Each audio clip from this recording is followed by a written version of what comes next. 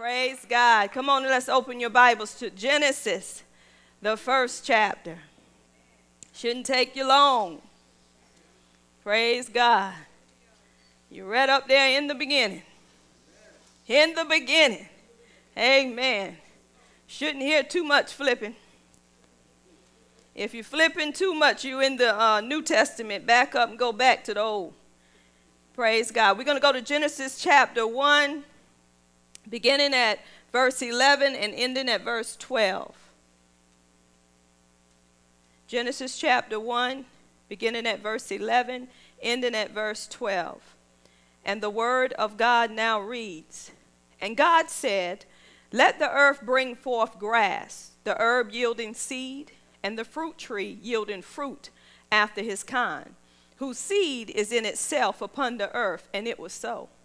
And the earth brought forth grass, and herb yielding seed after its kind, and the tree yielding fruit, whose seed was in itself after his kind.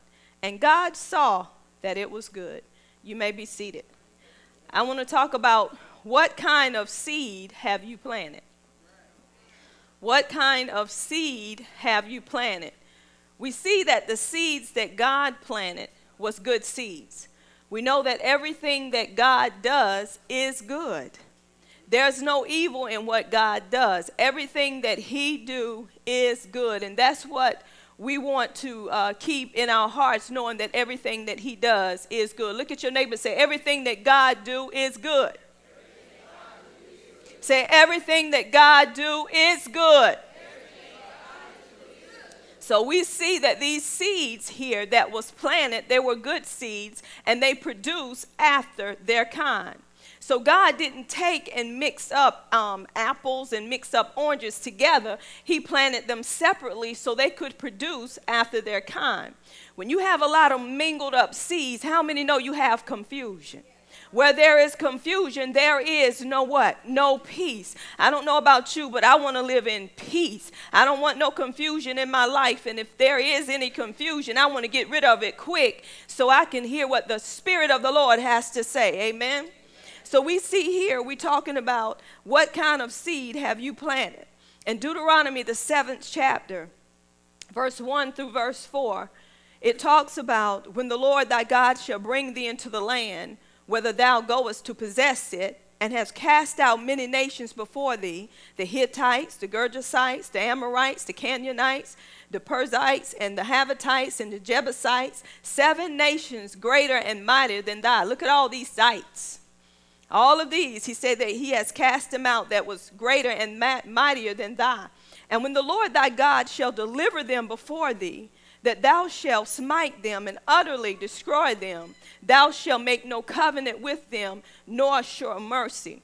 Now, even in this here, God was letting them know, too, about marrying. He did not want them to even marry amongst those nations. If you go down a little bit further, it'll tell you that God did not want them to marry even amongst those nations. Why did he not want them to marry? In verse 4 it says, 3 it says, Neither shalt thou make marriages with them. Thy daughters thou shalt not give unto his sons, nor his daughter shalt thou take unto thy son. For they will turn away thy son from following me, that they may serve other gods. So will the anger of the Lord be kindled against you and destroy thee suddenly. So what God was saying here, he said, I don't want you to marry amongst those nations. He said, because they will turn you away from me. This is why the Bible said he don't want you to be unequally yoked, according to 2 Corinthians 6:14.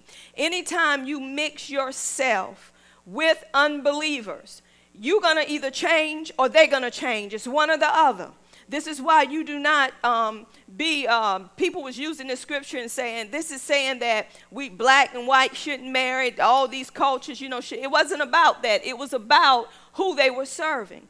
These other nations were serving other gods. So God knew. He said, if you mix yourself amongst them, you're going to end up marrying them. Then you're going to be turned away from me, and you're going to go to their beliefs instead of standing on what you have been taught. So that is why even us as believers, some people say, oh, it's okay, I'm saved, I can still go out with my friend, I can still do this and I can still do that. Or better yet, I'm dating this guy, and this guy, he don't believe what I believe, but I believe I can change him.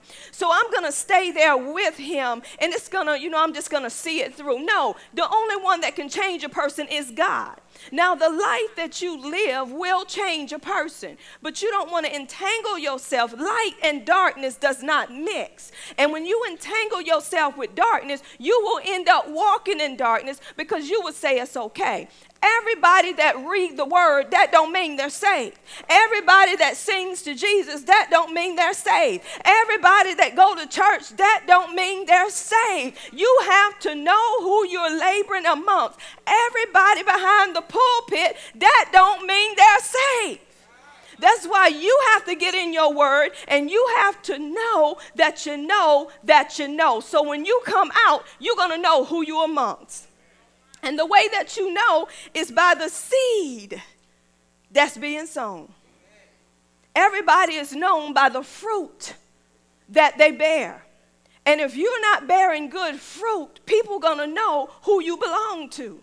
Some people say they're saved. The life that you live is going to speak for you. You cannot say that you're saved and then you're in the world and then you're doing stuff for God and you're doing stuff for the devil. You'll either be hot or cold. You cannot be lukewarm because he will spew you out. So this is what we have to understand. Either you're going to serve him or you're not. I get so tired of people say, I go to church every Sunday. I pay my tithes. I do this and I do that. It's not about your works. It's about what Jesus done. And if you accept what Jesus done, you wouldn't be basing it upon what you do or what you don't do. I'm here to tell you that he done it all. If you never do nothing else, my Lord, my Savior, my God, Jehovah has done it all. And the only thing you got to do is accept what he done. You don't have to try to work for it in church. You don't have to try to pray it out. I'm here to tell you it is a done deal. Only thing you have to do is accept it. Accept what he's done. It's too many people trying to do it themselves. That's why you make salvation so hard. Because you're trying to do it yourself. And the problem is you're mingling amongst people that are giving you these formulas that's telling you this is what you got to do in order for God to accept you. This is what you got to do in order to be saved. I prayed 2 hours a day. I spoke in tongues. That's why I'm where I am today. I'm here to tell you, if you never open your mouth, the moment you open up your heart to God and you give him your heart, you are just as saved as the one that spoke in tongues for 2 hours. You still belong to God. It is not about what you do or what you don't do. It's about your heart. Where is your heart? And this is what God was telling them. You're my covenant people. I don't want you mingling with darkness. I don't want you mingling with other nations that don't know me. If you look around, we talked about last Sunday how Satan is the god of this world in Tuesday's Bible study. We know that he's the god of this world. So if he's the god of this world, he's going to do everything he can to attract people to what the world has. And I want to tell you this. All of us in here, in the beginning, when God started out with Adam and Eve, we belong to God. But y'all know when Adam sinned, and guess what? It was dealing with a tree of knowledge of good and evil. Now, God gave Adam a choice. He also gave Eve a choice. He was not going to make them do nothing. I'm here to tell you, God is not going to make you do anything that you do not want to do. But I'm here to tell you, when you have a made-up mind, when you get in the word of life, when you get in that word and you meditate on it and you study to show yourself approved, that's when nothing can separate you from the love of God, because you know whom you belong to. You know whom you trust. You know whom you believe. So nobody can take you out of your place. No man, no woman, no fame, no fortune, because you say, God, for you I live, and God, for you I die. God, you're the one that provides for me. You're the one that has kept me. God, you're the one that has delivered me. The world can't give me what you already have. God's already given it to you. It's just yours for the taking.